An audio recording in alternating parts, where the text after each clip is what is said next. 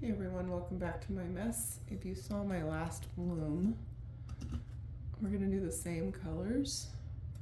See if I can use up some of this paint, only I'm gonna use a dual cell activator, so I'm not gonna bore you by showing you everything first. You can watch the last video. I'll show them to you as I put them down, but I think I can finish off my poinsettia in this one, and since that bloom was not like the bestest, it wasn't bad.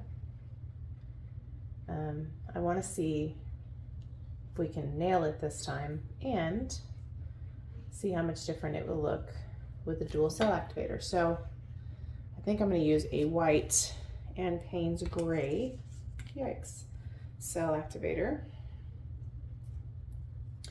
And this pillow paint's a little thick today. Maybe that was part of the challenge. I thought about using white and black, but the Paynes gray is what I have thinned out, so this is pretty thick. Huh, wonder what the dealio is. But I also have lots of paint on here that I can put around the edges. So I put some gloves on. So we are using a paint, but we're also, I've gone through like 8 pairs of gloves today. It's crazy. We're using a paint, but we're also using 2 of the new PrizmPour colors and the newest Vivid Intense color. So it's like out with the old and in with the new at the same time. So, but I have so much mess out here that I don't even have any room to set down things. So hopefully, I feel a little nervous about the amount of pillow paint. I think we have plenty, but it seems a little shallow, but it's thick, so I don't want to put more because then it tends to like get engulfed in the middle. So I think we're just gonna hope for the best. Okay, so we are gonna have the bubble problem we had last time, unfortunately. So, and the paints are still quite thick. So this is Dreamsicle. Because of how thick this is, I probably need to do better to drizzle, because my paints were thick and very hard to blow out, and I just thinned out my cell activator, so now they're going to be kind of, you know, thick paints, thinner cell activator. Cherry Sorbet. Again, these are Colourarte colors. Oh, what the heck.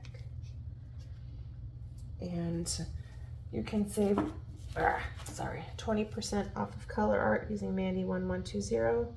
It's in the description box. And I use Australian Floetrol. You can save 10% with Mandy10 from Pixel Paint Designs. And there's a lot of discounts in the description box. I have one for KS Resin. I have a link for Blick where I buy my supplies. I don't have a discount for Blick, but just check out the description box. Ooh, okay, so this is Poinsettia, and we're going to use this one up. So this is a PrizmPour color from Colourarte, and it looked quite spectacular in that last bloom, I thought. It was quite lovely. And I loved the way it looked peeking through the darker colors. So that was nice. There's a lot more in there than I thought. All right, so now I can put that in my soapy cup. Okay, now we're gonna do, this is one of the new colors. This is Acai Berry from Colourarte PrizmPour. This is part of one of the newer sets. Beautiful, beautiful color. There's that. And then McCaw Blue. Beautiful, beautiful. Also a new PrizmPour color. And then we're going to use some Cypress Green because it's a gorgeous color and I certainly don't want it to be wasted. And it's almost out. So Cypress Green from Holbein. It's still a little thick. This is the color. It's a nice color. I think I got some globbies in my paint. And I was tempted to add in a boom gel, and I was like, maybe I should add in a boom gel, but like, I do think it's fun sometimes to see just how uniquely different the exact same colors layered the same way can be when you change your cell activator or use a dual cell activator. This is Teal Indigo from Colourarte. This is a Vivid Intense, so it's a fluid acrylic. And I really like it. I knew I was gonna like it because I like the indigo color, so I knew like a teal shade would be right up my alley. I'm telling you, I love these Vivid Intense colors. If you haven't tried them and you do like fluid acrylics, which are especially useful in blooms, they are outstanding. And I have all kinds of fluid acrylics to compare them to, so it's not like, oh, you tried something the first time and you liked it. No, I have all of the things. Golden, Atelier. So I was already an avid user of fluid acrylics before. All right, so I'm going to use M Graham Titanium White Cell Activator and M Graham Paynes Gray Cell Activator, both mixed about the same with Australian Floetrol, roughly 3 parts Floetrol to 1 part paint.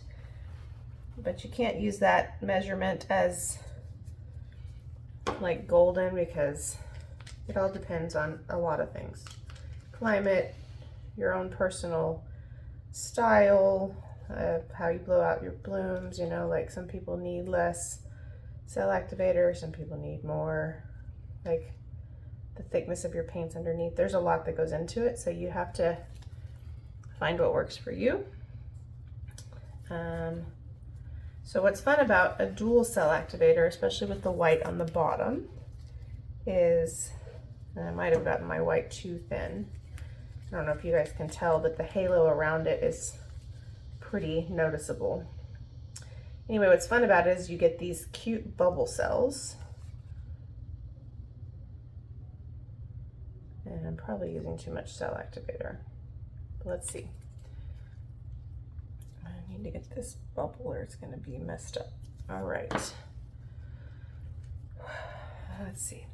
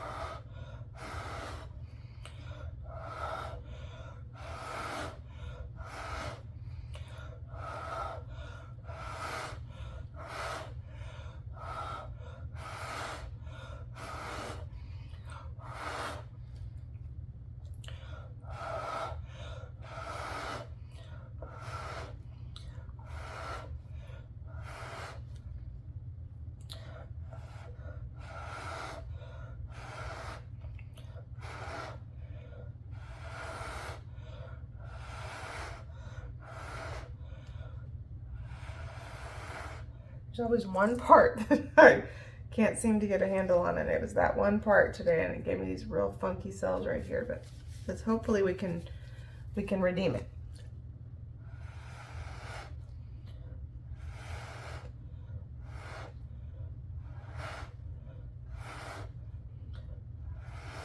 It was still thick, but it definitely blew out a little bit easier. We have a lot of it right here, but I think, even though I'm tempted to mess with it, I think I'm gonna let it develop for a second while I pop a couple bubbles. And I started off strong over here, and then I got this part right here really bugs me.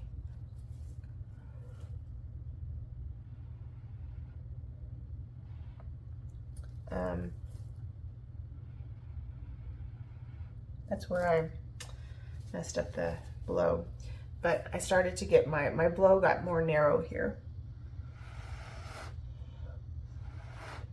If you've been watching me, one of the things I figured out a while back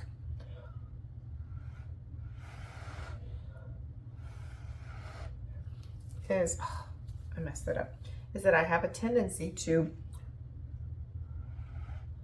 start off kind of wide mouth blowing, which enlarges your scope of your breath.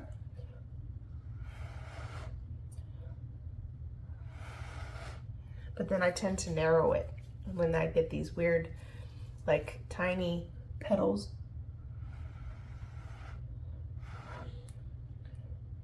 So I've been trying to practice that more, but I haven't had time to practice recently, so I think I went on autopilot. I started off good over here, but then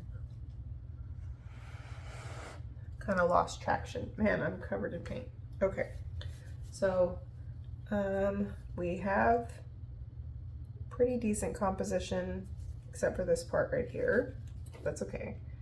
The other thing is, it's way off center, but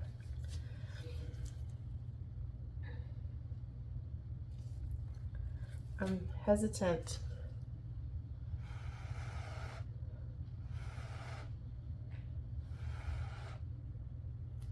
to keep messing with it because I feel like I'm gonna end up messing it up more. I have like a stash of gloves and mess over here, like you wouldn't even believe. This one part's gonna be kind of funky and there's nothing we can do about it. This part though,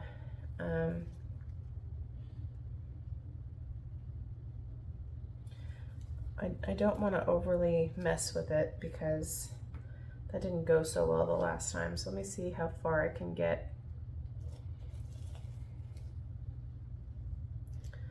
I love, love, love when the petals do this, and I never get the paint ratios right to get those kind of transparent. I always use too much paint. So I get great color saturation, but when you want kind of the effect of like that butterfly wing look where you can see all of the colors together, I hardly ever get that because I use too much paint. But, you know, things to practice one day. Right now we're more focused on practicing the blow and getting some decent composition. We can work on shooting for the moon later. I have so much paint on me. It's turning out okay. I mean, that center spot is weird. I am gonna have a hard time getting this to the edge. So one thing I think I'm gonna do is slide, because I like this. I don't really want any more of this to fall off. And unfortunately, I'm sure it will, but I think I'm gonna slide. Gosh, this thing is like sealed over here. I'm gonna slide it a little bit this way. The only bad thing is there's so much paint on here that it could fly off. So we're gonna spin gently because it's very possible that it could slide right off. So you can see that colors are the same. We layered them pretty much the same. We did a better job on the blow, but we have these cute bubbly cells because of the dual cell activator, and we have the white lacing is there, but it's not as prominent because the blue is kind of outlining it in the center. So that's really cool. Unfortunately, we're not going to completely get those narrow parts off, which I think bugs me more than it bugs you guys. I still blew into the pillow a little. Uh-oh. There is something in my paint here, right in the height of the composition. And these tweezers don't tweeze anymore. So I don't think I can pick it up. Nope. So I'm gonna have to like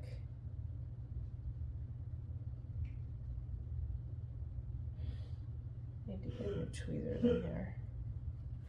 I got it, but I probably should have just left it there because now look what happened. I need to bring a backup pair of tweezers in here because those have been used so much that they're just like, they don't even close all the way.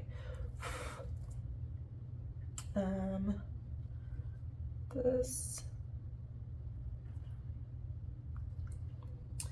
I don't know if I have any room to get any more off. I'm going to try to get a little bit more off that one edge. Unfortunately, I lost some of my favorite part. So now we're at the point where any more spinning, we're going to keep getting these weird cells. So I probably should have stopped. And I'll show you what I mean on the close-up, because we're stretching them out so much that they're starting to get, I like to compare them to like, what are those movies that have those like nightmare, whatever, but they're like those little creatures that have the crazy fingers on those movies. Oh my gosh, I'm having a brain fart. Anyway, I'll show you in the close-up, but this right here is what I'm talking about. Had we not spun so much, those would have stayed still, but because we had a lot of room for them to travel, they started to travel into the bloom and started to mess up the composition. I still think it's beautiful, but I would have preferred that we didn't get that. So I'm going to bring you in so you can see, but I'm going to give up on this and stop spinning because that's going to get worse. So as it dries and as it's resined, it'll still be really pretty, but I don't like that. And that happens when you spin too much, or if you have too much paint on the canvas. So let me bring you down. Okay, so let me show you. So these kinds of cells you see where you can't really see them because they're the Paynes gray, I just love them. But you see how they start to kind of get funky, like they almost get like, I don't know, Halloween-y looking. Like that right there is great. But we started to get some of the funkiness. And then I was like, whoa, don't go any further. But I think I had already kind of passed the point of no return. So I still think it's beautiful. I still think compared to the other one, it's also beautiful and it's unique. It's different. But that's what happens when you spend too much. So, but the colors together are so pretty. This is the part where I messed up a little. But I think under resin it'll still be really pretty. You have to let me know what you think. Do you like the other one better or this one better? Anyway, thanks for watching. I think under resin some of these colors will really, really pop. And yeah, let me know what you think. Bye.